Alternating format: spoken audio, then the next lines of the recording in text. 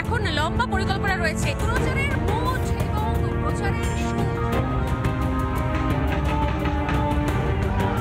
সব থেকে বেশি সংখ্যায় এবং বেশি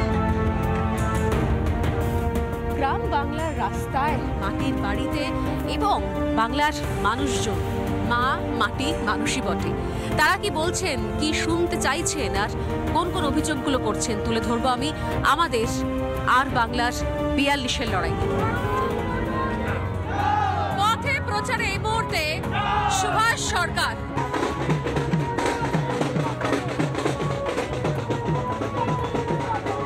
এই মুহূর্তে এখন লম্বা পরিকল্পনা রয়েছে এই যে গ্রামে, মানে এখন পরিকল্পনাটা আমরা এই হাড়িভাঙা গ্রামে আছি। আর এখান থেকে শালতোরা বিধানসভার বিভিন্ন একেবারে গ্রামে গ্রামে আমরা পৌঁছে যাব। সেখানে সাধারণ মানুষের সঙ্গে একেবারে eye to eye contact, man to man contact, heart to heart contact.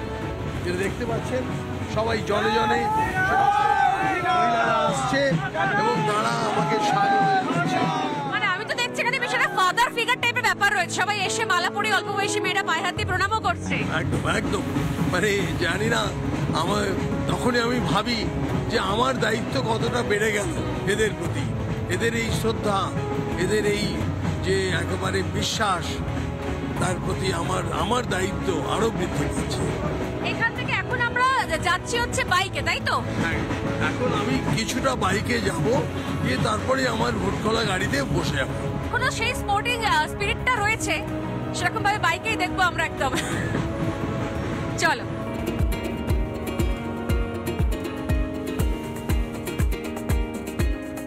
আমরা বলি না যে just age is just a number, এবং ঠিক সেরকম ভাবে কিন্তু একদম সেই কায়দাতেই কিন্তু সুভাষ সরকারের জমজমাট প্রচার চলছে। সেখানে প্রচারের মুড এবং প্রচারের সুর একদম তুঙ্গে বাঁধা হয়ে গেছে, কারণ বাঁকুড়া লোকসভা কেন্দ্রে এই মুহূর্তে জমজমাট প্রচার সারছেন ডক্টর সুভাষ সরকার। একদম খোশ মেজাজে জাভা বাইকে করে, নিজেই বাইক রাইড করে গোটা এলাকা ঘুরে বেড়াচ্ছেন ডক্টর সুভাষ সরকার। এর আগেও এখান থেকে তাকে নির্বাচিত করেছে এবং সেজন্য এখনো অনেকটা কাজ রয়েছে এবং অনেকটা কাজ এখনো বাকি রয়েছে, যেরকম সুভাষদা বলছিলেন। ঠিক সেরকম ভাবে কিন্তু আগামী দিনগুলো আরো নতুন কিছু প্রতিশ্রুতি রয়েছে। প্রচুর মানুষ বারবার দুধার থেকে তাকে শুভেচ্ছা জানাচ্ছেন। আর এই মুহূর্তে একটা আমরা বলি না যে জোশ, সেরকম জোশ নিয়ে কিন্তু সুভাষ সরকার বাইক রাইড করে এই মুহূর্তে নিজের এলাকা এই গঙ্গাজল ঘাটির এইটা বড় অংশ কিন্তু ঘুরে বেড়াচ্ছেন বাইক ছেড়ে এবার গাড়িতে। আর তার সঙ্গে দুধারে প্রচুর মানুষজন তারা কথা বলছেন। একটুখানি জানতে চাইবো ডাক্তারবাবু, এই যে কিছুক্ষণ আগে দেখলাম যে হুইল চেয়ার, মানে এগুলো কি বিশেষ করে প্রকল্পের আওতায় দেওয়া হচ্ছে? এগুলো যে দিব্যাঙ্গদের জন্য, যাদেরকে আমরা আগে হ্যান্ডিক্যাপড বলতাম, সেই দিব্যাঙ্গদের জন্য বাঁকুড়ার সাংসদ ব্যবস্থা করেছিল সব থেকে বেশি সংখ্যায় এবং বেশি, টোটাল 1,20,00,000 টাকা। এই 1,20,00,000 টাকা মূল্যে ১৪০৪ জনকে এই অ্যাপ্লায়েন্সেস দেওয়া হয়েছে।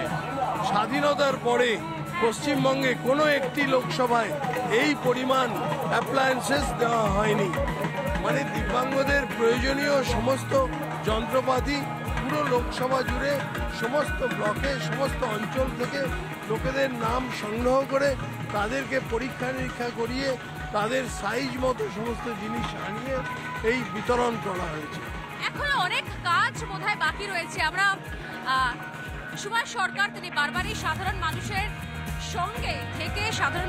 সঙ্গে থেকে তাদের কথা বলেছেন এবং আজকেও কোথাও এই একদিকে কখনো বাইক হোক বা গাড়ি হোক, আলটিমেটলি বাঁকুড়ার এই প্রত্যন্ত প্রান্তে সাধারণ মানুষগুলোর সঙ্গে কিন্তু যোগাযোগটা, কানেকশনটা সেটা কিন্তু ক্ষুণ্ণ হয়নি। মানে এটা তো একটা দারুণ মুহূর্ত আমার, মানে জাস্ট এই ভোটের প্রচারে, মানে এই ছেলেটির মানে একসময় জন্ম যার হাতে, যখন প্রচারে এসে যখন দেখেন কিরকম লাগে নিজের, মানে এটা তো শুধুমাত্র নেতা হিসেবে নয়, চিকিৎসক হিসেবে। এটা যে এত বড় তৃপ্তি যে কোনো মানুষ তার জীবনে যদি 1 কোটি টাকা উপার্জন করে হঠাৎ করে, তার থেকে বেশি তৃপ্তি যে আমার হাতে জন্ম হওয়া ছেলেটি সে আজ ভারতবর্ষের নাগরিক হয়েছে এবং ভালো পড়াশোনা করছে। ভোটটা কবে হবে? হ্যাঁ, ভোটের বয়স তো হয়ে গেছে। ইয়েস, ভোটের বয়স হয়ে গেছে এবার। ও নাগরিক, ওর ঠাকুমার, ওই ঠাকুমা কোথায় এসো? মানে আমরা কিন্তু বলি যে ডাক্তারবাবু হচ্ছেন ভগবানের মতো, তাই না? প্রতি মানুষের কাছে ডাক্তারবাবু তার ঈশ্বরের মতো, ভগবানের মতো।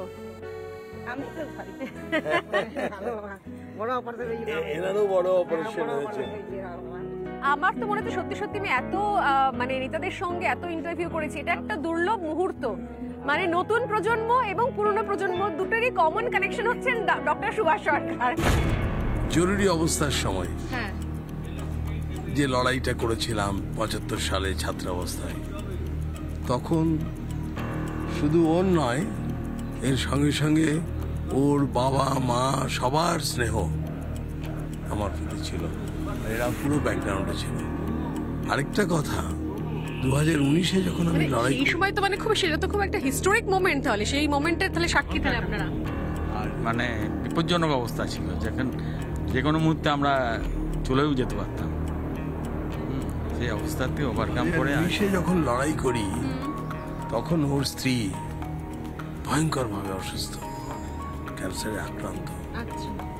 সেই সময় ও আমার অবর্তমানে আমার বাড়িতে এসে আমার শুভ কামনা করে একটি চিঠি আর ওর সাধ্যমতো সাধন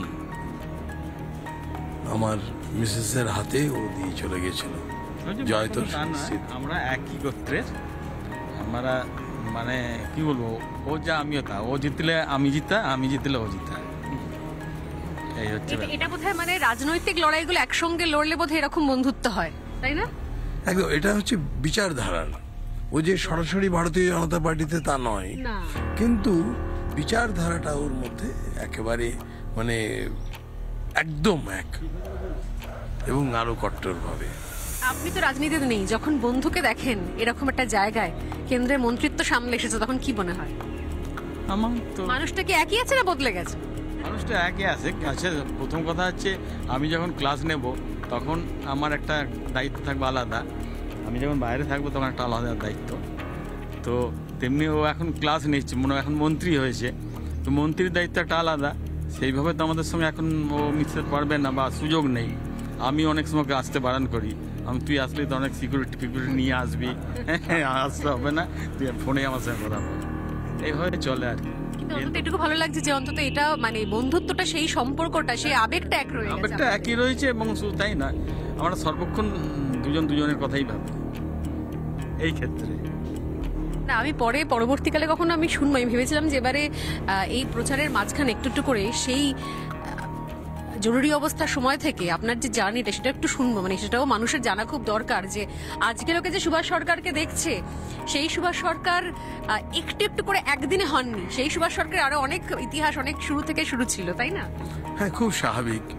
তার কারণ আজকের যে বিচারধারায় যে সরকার, তো সেই বিচারধারার সামাজিক কাজগুলো করতাম। আর যার ফলেই 1975 সালে যখন দেশে জরুরি অবস্থা হয় আর তার বিরুদ্ধে যে আন্দোলন, সেই আন্দোলনের সক্রিয় ভূমিকা ছিল। তখন আমি মেডিকেল স্টুডেন্ট, এবং সেই সক্রিয় ভূমিকায় থাকলে পরে আমার পড়াশোনা বন্ধ হয়ে যেতে পারে, সারা জীবনের মতো পড়াশোনা শেষ হতে পারে। সমস্ত ঝুঁকি নিয়েই আমরা সেই কাজগুলো করেছিলাম। সবার কাছে খবর পৌঁছানো, সেই বুলেটিন পৌঁছানো, সত্যাগ্রহ করা, জেল যাওয়া, সব কিছু করেছিলাম। এবং তখন ইন্দিরা গান্ধী পরাস্ত হয়েছিলেন, জনতা পার্টির সরকার দেশে প্রতিষ্ঠিত হয়েছিল।